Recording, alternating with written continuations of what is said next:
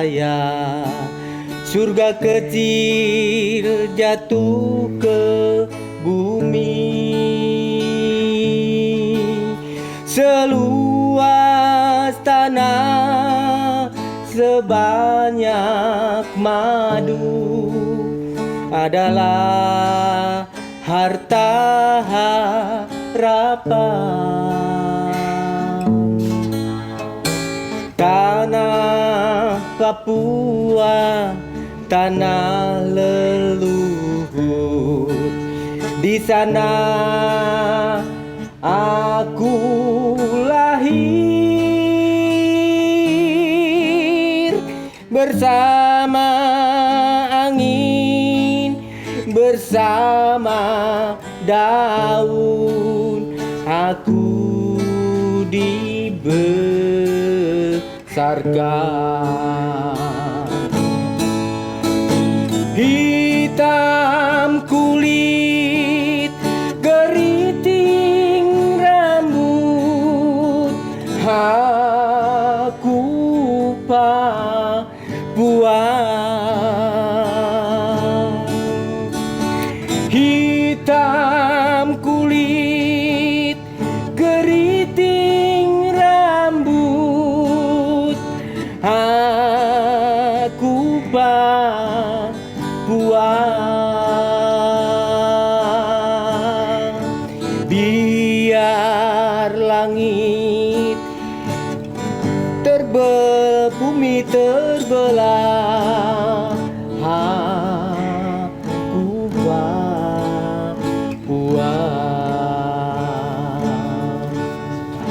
Biar langit bumi terbelah, aku Papua.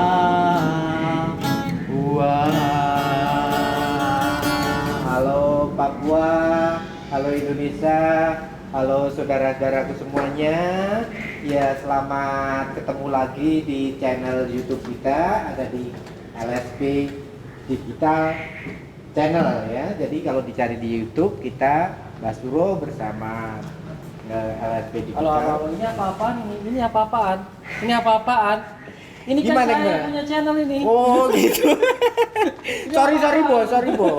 Tadi saya mengawali saja. Terus gimana lagi? Kemudian ini yang wawancarai wawancarai siapa ini? Ya saya lah. Oke, siap. Gimana ya? Ya, apa kabar Mas Suro? Oh, kabarnya baik. Lagu apa itu tadi? Tadi sebuah lagu menceritakan tentang kecintaan Papua, di mana Papua itu tidak membeda-bedakan, terdiri banyak suku, kemudian sangat ribuan suku ya di sana. Ada suku Arfa, kemudian ada di pegunungan itu ada dari Lembah Balem, kemudian ada suku Me, kemudian ada suku Kamoro dan sebagainya, banyak sekali. Namun mereka itu ternyata ya tidak membeda-bedakan. Semua kitong saudara. Ya, oke, siap. Nah, semua kitong saudara. Bineka Tunggal Ika ya. Bineka Tunggal Ika dan hitam kulit, keriting rambut, tidak membeda-bedakan. Nah, itu Papua luar biasa hebat. Halo teman-teman Papua. Nah, ngomong-ngomong tentang Papua, ini kan channel kita ini tentang pengembangan SDM. Nah, jadi hubungannya Mbah Suro ini dengan pengembangan SDM di Papua itu apa sebenarnya?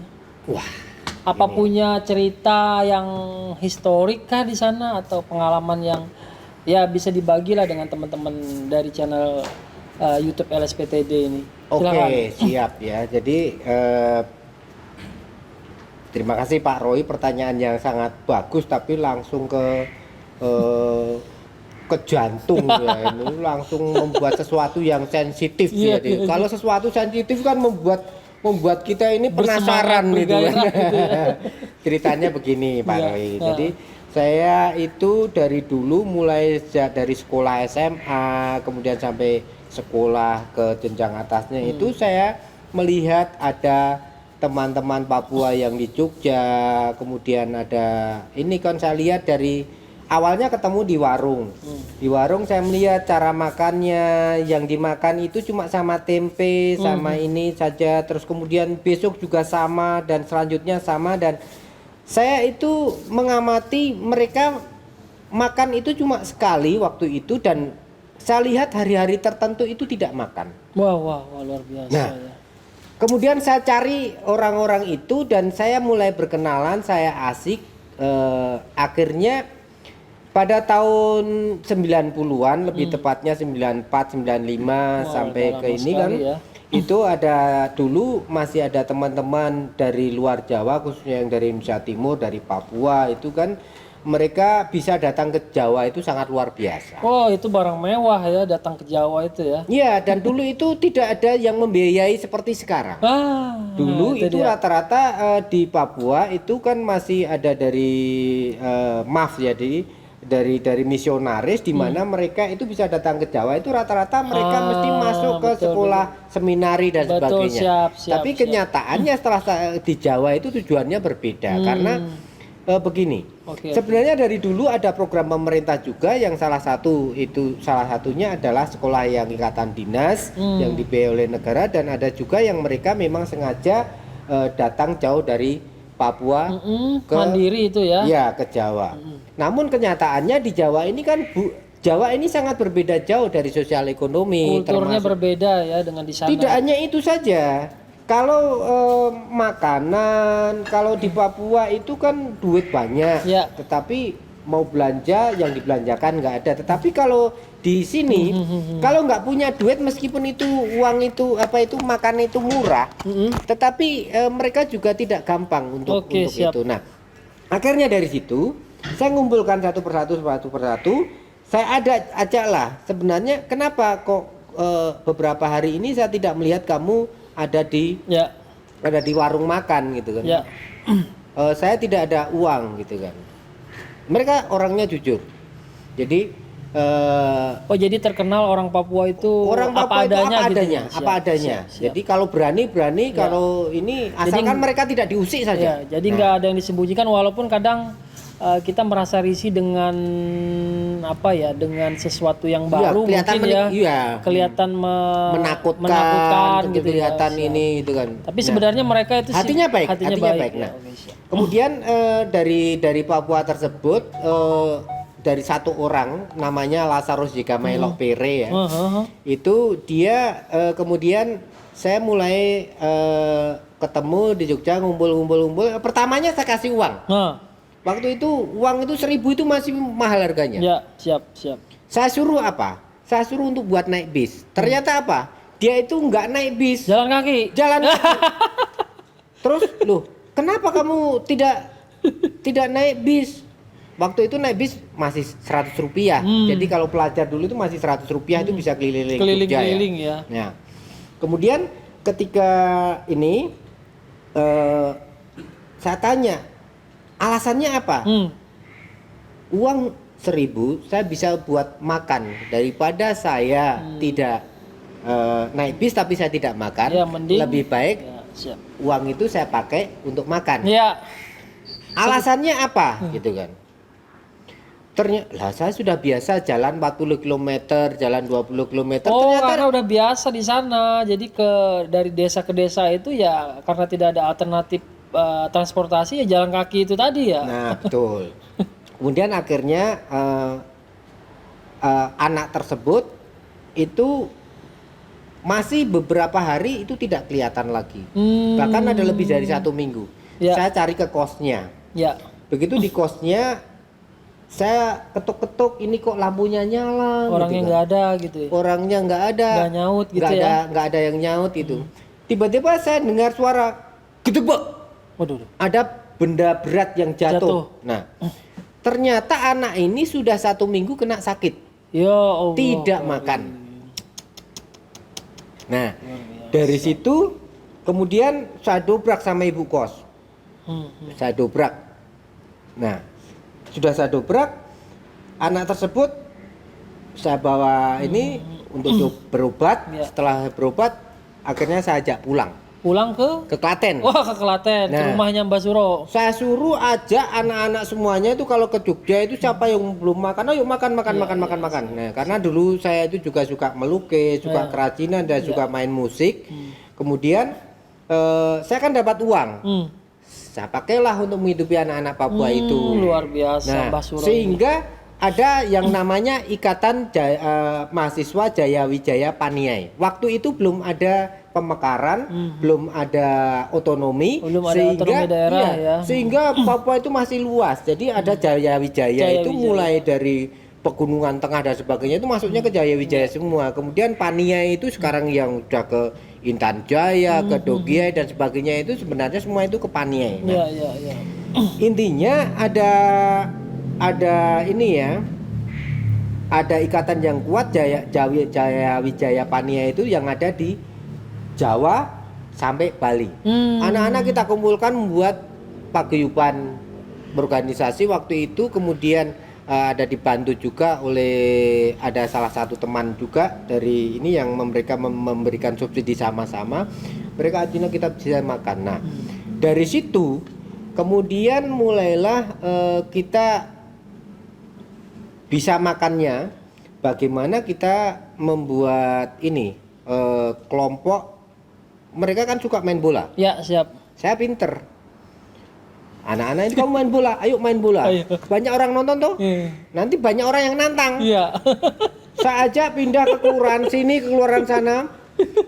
Saya kasih tahu kepada misalnya ada kampung sebelah dia mau ini. Kamu boleh nantangin saya, kelompok saya ini main bola Papua, asalkan dikasih makan dulu. Luar biasa, syaratnya itu tadi ya. Syaratnya itu, akhirnya kita tiap hari makan. Wow, loh kali. Terus anak-anak ini saya ajak bercocok tanam, tak ajari cara menanam ini. Kita ada namanya durian meli, ada rambutan Lazarus, ada ini semua nanam. Hasilnya termasuk jagung dan sebagainya. Dulu itu bis itu masih jarang. Dia kalau di tempat saya kan ada daerah tempat galian C, jadi ada pasir, pasir dan sebagainya. Mereka kalau mau kuliah mau apa itu naiknya angkutan yang itu. Truk itu ya. Sangunya bekalnya apa? Hasil panen dia ada ketela, ada jagung. Artinya Mbak Suro ingin bilang bahwa anak-anak Papua itu tipe anak yang bisa dididik ya. Iya. Dengan baik ya, dengan dengan pendekatan kultur yang ada di daerahnya dia tinggal gitu loh. Jadi misalkan dia tinggal di Jawa ya dia siap untuk bertani dan lain-lain kan, untuk mengikuti adat budaya yang ada di situ ya kan. Jadi tidak memaksakan budaya yang ada di Papua sana kan gitu. Nah, kemudian dari situ jadilah besar sampai akhirnya ada dana pemerintah, ada timbul gap. Jadi gap itu antara mereka yang didanai sama pemerintah sama yang mereka yang mahasiswa belakang yang duluan. Akhirnya ketika masuk 2001 ketika ada otonomi khusus kan ada mewajibkan putra daerah untuk menjadi pegawai. Betul. Nah, akhirnya mereka yang pertama lulusan itu sudahlah langsung masuk. Diserap itu ya. Iya. Oke, sebelum ke situ saya pengen nanya nih Mbah. Itu kan tadi cerita sedih-sedihnya ya yang dia nggak bisa makan dan lain-lain. Ada nggak cerita yang bikin Mbah Suro itu bangga gitu ya, bahwa selama ini apa yang sudah dilakukan sama mereka ini membuahkan hasil loh gitu loh. Yang bikin bangga itu apa sih terhadap mereka? Saya dari dulu begini, saya punya prinsip hidup itu adalah menanam. Artinya Pak Tani itu menanam di mana saja, mereka itu tidak berharap bahwa saya harus panennya sekian, itu tidak. Betul. Tetapi bagaimana saya akan memelihara dan saya menanam di mana-mana. Nah, jadi tanpa pamrih lah ya. Akhirnya begini, anak-anak ini sekarang itu ada juga yang jadi kepala dinas, ada juga yang jadi DPR, dan ada beberapa yang tidak saya sebutkan namanya tapi menjadi kepala daerah. Luar biasa. Jadi bupati tepatnya. Iya. Nah, kemudian ada juga yang di lembaga KPU, KPUD ya, KPUD ada juga, ini banyak sekali lah ininya. Dan yang saya cukup bangga itu akhir-akhir ini saya ada anak yang namanya itu, yang satu itu Erwin Tokoro. Erwin Tokoro itu dulu itu anaknya nakal sekali kalau di BLC itu. Ya. Jadi saya kan akhirnya kan anak Papua kan semua ke kita. Ya, siap. Nah, kemudian Erwin Tokoro ini tadinya berantem bener sama saya, tapi orangnya sportif. Anaknya nakal sekali. Nah, tetapi saya tahu di Papua itu anak-anak Papua itu kalau mereka itu ngejar kita, mereka itu begitu mereka takut itu, kalau kita ngejar kita jangan sampai berhenti. Oh, jadi jangan sampai berbalik. Jangan setengah-setengah lah. Jangan gitu. setengah-setengah. Artinya mereka sangat sportif itu bagus. Nah, kemudian saya gini, sebenarnya kamunya maunya itu apa? Saya gini-gini Mbak Suro, saya pengen ini. Salah satu Erwin Tokoro itu dia pengen, dulu kan bapaknya dia adalah seorang apa itu? Seorang yang tukang radio di Bandara Pedalaman. Oke, nah, siap. Kemudian pernah pas cuaca buruk, kemudian bapaknya sakit, tiba-tiba Erwin ini akhirnya dia mengendalikan radio untuk memandu pesawat ini turun. Pesawatnya luar biasa. Nah, dia lari-lari. Akhirnya dia bermimpi, berkeinginan dengan saya, Mbah, saya akan menghubungkan bandara-bandara di Papua. Impiannya seperti saya ingin belajar jaringan dan sebagainya. Siap. Dan sekarang alhamdulillah Mas, doa itu terkabul. Begitu ada lowongan selesai dari tempat saya, dia langsung masuk mendaftar di Angkasa Pura dan mereka mendapatkan beasiswa untuk pendidikan. 1 tahun di sekolah penerbangan, tapi dia di Nautika. Nah, ngomong-ngomong tadi Mbak Suro bilang tempat saya itu apa sih? Nah, sebenarnya kami itu punya suatu menarik juga nih, jadi kayaknya lembaga, memang kita dibilang profit atau non profit atau sekolah atau gimana sih sebenarnya? Sebenarnya di tempat kami adalah awalnya, jadi kami punya yang namanya BLC. BLC itu Broadband Learning Center, di mana di situ ada pusat pembelajaran pelatihan tentang internet dan komputer. Sehingga intinya bagaimana kita masyarakat untuk pengguna teknologi ini tidak hanya menjadi kita hanya menerima begitu saja, tetapi bagaimana kita itu juga bisa mengoptimalkan, memanfaatkan sehingga bisa memiliki hasil guna dan nilai guna. Dan semuanya kita berikan secara gratis. Bahkan anak-anak yang dari Papua, dari mana ini kita kasih makan secara gratis. Siap. Dari mana gratisnya? Dari mana gratisnya? Nah, saya gampang. Sekarang itu juga ada Mas Agus, ada yang lainnya ya. Caranya gampang. Kamu desa itu kan kamu mau pasang internet toh. Nah terus gimana caranya ini? Saya anak-anak itu suruh pasang ke sana, nggak usah dikasih uang, dengan catatan nanti berangkat lapar pulang kenyang. Akhirnya anak-anak ini kan ada yang dikasih uang 50.000, ada di ini, terus saya kan ada dapur umum. Mbah, ini saya dikasih uang ini buat apa? Lah kamu tadi dari mana? Saya dari desa sana untuk mendirikan anten ini dan sebagainya, koneksi ini dan sebagainya. Akhirnya dikumpulin uangnya itu bisa cukup untuk makan berpuluh-puluh anak. Nah, termasuk akhirnya kita juga ada di sekolahan, membuat website, membuat di pemerintah dan sebagainya. Artinya setelah dikasih pengetahuan ya tentang tentang tadi instalasi web, jaringan, kemudian mereka kita arahkan untuk terjun langsung ke kita implementasikan langsung di masyarakat gitu. Nah, ya. Dan sekarang begitu pulang, saya itu begitu saya kemarin ke Timika di Papua, di Freeport itu ada bandara Moses Kilangin ya tepatnya bandaranya. Saya begitu turun saya tidak tahu.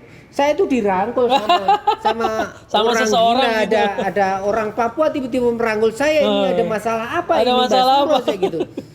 Aduh Mbak Suro, saya kangen ini. Wah. Siapa kamu ini? Gimana ini anak satu ini saya gitu. Ternyata Erwin Tokoro. Mbak Suro, saya sekarang di bandara sini, saya sebagai ini untuk adminnya, saya adminnya ini semua untuk traffic pesawat ini, jadi saya tahu Mbak Suro itu ada di pesawat ini. Saya langsung diajak makan dan sebagainya. Saya itu ya seneng ya ini itu kan. Jadi kebanggaan tersendiri itu ya Mbak. Itu akhirnya sampai sekarang saya itu begini. Ketika kita berbicara tentang Papua lagi, bahwa ada sesuatu di Papua yang sebenarnya masyarakat Papua itu hebat-hebat. Masyarakat Papua itu yang mengatakan malas Papua itu berarti bukan orang Papua. Kenapa? Jadi tidak di mindsetnya orang banyak bahwa Papua itu malas memang. Papua malas, Papua ini dan sebagainya. Karena apa? Ya ketika semuanya itu tidak ada edukasi, semuanya itu langsung begitu saja. Orang-orang datang pergi dan tiba-tiba langsung berubah begitu gratis tanpa ada edukasi. Nah, ini ada kesenjangan di situ. Nah, betul. Sehingga begini, Mas Roy ya, akhirnya salah satu ya akhirnya kita harus membuka rahasia kita ya. Ya, siap. Ketika saya bermimpi bagaimana Papua ini ada suatu lembaga pendidikan profesi di mana salah satunya melalui terima kasih ya kepada Universitas Satya Wiyata Mandala Uswim Nabire. Uswim Nabire ya. Ya, akhirnya sekarang sudah resmi juga berlisensi untuk sebagai tempat uji kompetensi mandiri. Satu-satunya di Indonesia Timur dan nanti untuk sentra di Papua. Oke, jadi secara jangkarnya sudah dilabuh di situ ya. Artinya bahwa nanti masyarakat Papua, mahasiswa, pegawai dan sebagainya itu tidak usah jauh-jauh. Betul. Tidak usah jauh-jauh, tinggal nanti kita akan datang ke sana untuk menguji mereka. Siap. Tapi kita sudah siapkan juga karena trainer-trainernya dulu, dosennya dan sebagainya itu kan sudah magang di tempat saya. Oh, gitu ceritanya. Jadi gitu. Waktu mereka kuliah S2 di Jogja dan sebagainya, mereka mengambillah sertifikasi di tempat kita. Oke, siap. Ada sertifikasi CNA, ada CISEN, ada juga untuk Cisco-nya ya, kemudian ada Mikrotik juga. Secara kompetensi sudah nggak diragukan lagi lah. Ya, untuk secara profesional di bidang keahlian mereka itu sesuai bidang tersebut itu mereka tidak diragukan lagi dan mereka itu seorang akademisi sekaligus praktisi. Nah, ini yang menarik ini, mereka kan sudah ahli ya, sudah memiliki sertifikat internasional. Nah, konteksnya dengan LSP teknologi digital ini apa ke depannya yang akan dilakukan di TUK Mandiri tersebut? Nah, gini. Jadi perlu pemirsa ketahui ya. Jadi banyak sekolah yang mereka membuat permohonan atau menginginkan menjadi LSP atau mereka bisa menguji sendiri. Nah, ya siap. Konteks kompetensi, ya, khususnya untuk LSPP 3, ya, itu kan begini. Kalau misalnya mereka yang sudah sebagai asesor penguji, itu tidak boleh trainer. Oh, artinya terpisah. Imparsialitasnya harus terjaga. Ya, imparsialitasnya terjaga. Ya. Artinya ketika misalnya kebutuhan industri itu dibutuhkan seorang network engineer, ya kita undang seorang praktisi atau seorang akademisi yang mereka itu independen. Ya independen. Ya. Mereka melakukan training dulu bisa 5 hari sampai 1 minggu. Nanti selebihnya SP yang akan melakukan uji kompetensi. Oke, siap. Menarik juga ya. Jadi untuk uji kompetensi ini nggak bisa dong. Misalnya kayak sekolah itu kemudian dia itu ngajar sendiri, kemudian menguji sendiri, meluluskan sendiri. Itu imparsialitasnya itu jadi nggak independensinya nggak ada. Oke lah teman-teman semua. Jadi sekedar informasi ya, ada yang namanya LSP pihak pertama untuk pendidikan ya.